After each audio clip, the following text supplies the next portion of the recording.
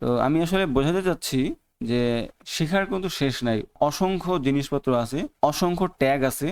আচ্ছা, আরেকটা জিনিস বলে রাখি, ওয়েবসাইটের ভিতরে আসলে এইচটিএমএল এর যে ভূমিকা বা এইচটিএমএল শিখে আসলে কি হবে, সেটা বোঝানোর জন্য আমি প্রথমে জুবলি স্কুলের ওয়েবসাইটে যাই এবং সেখানে গিয়ে আমরা দেখি যে আসলে মানে এই ওয়েবসাইটে এইচটিএমএল কোথায় কোথায় ব্যবহার হয়েছে বা এইচটিএমএল দেখতে কেমন।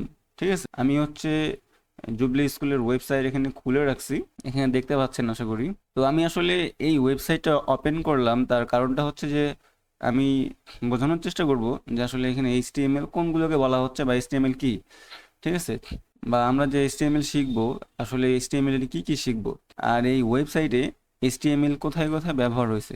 আসলে প্রথম থেকে যদি শুরু করি, এই পুরো সাইটটা যা দেখতেছেন, কাঠামোটা পুরোটা এইচটিএমএল দিয়ে বানানো এবং যত সুন্দর ডিজাইন ডানে বামে বা কালার, এই সব কিছু করা হয়েছে সিএসএস দিয়ে।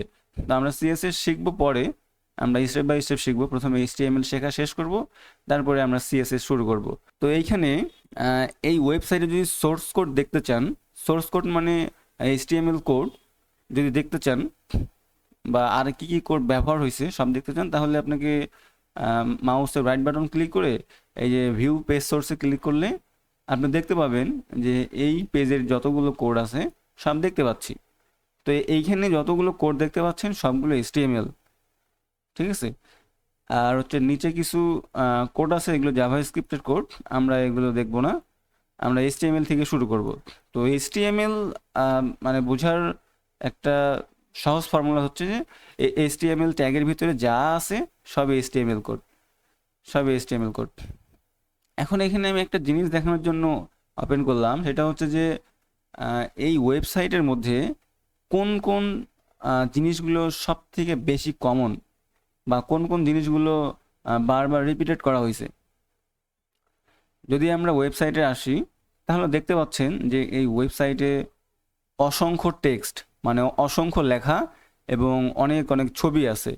এখানে ছবি, এইখানে ছবি, আর অসংখ্য লেখা। তারপরে এইখানে আর তেমন কিছু দেখতে পাচ্ছি না, শুধুমাত্র লেখা এবং ইমেজ, শুধু লেখা আর ইমেজ। এই যে যেমন নিচে দেখতে পাচ্ছেন লোগো, এটাও একটা ইমেজ। এই যে ডান পাশের লোগো, এটাও একটা ইমেজ। বিভিন্ন রকমের ইমেজ এবং লেখা দিয়ে একটা ওয়েবসাইট ভর্তি, মানে এখানে সব ইনফরমেশন শো করানো হয়েছে। এই লেখা এবং এই ইমেজ শো করাইতে হইলে মাত্র দুইটা ট্যাগ জানলে আপনাকে হবে। এই যে লেখাগুলো শো করানো হয়েছে, এগুলো আপনি পি ট্যাগ ব্যবহার করে লিখতে পারেন, H1 ট্যাগ ব্যবহার করে লিখতে পারেন, H2 H3 H4 বিভিন্ন ট্যাগ আছে, মানে ওগুলো দিয়ে আপনি লেখাগুলো লিখতে পারেন।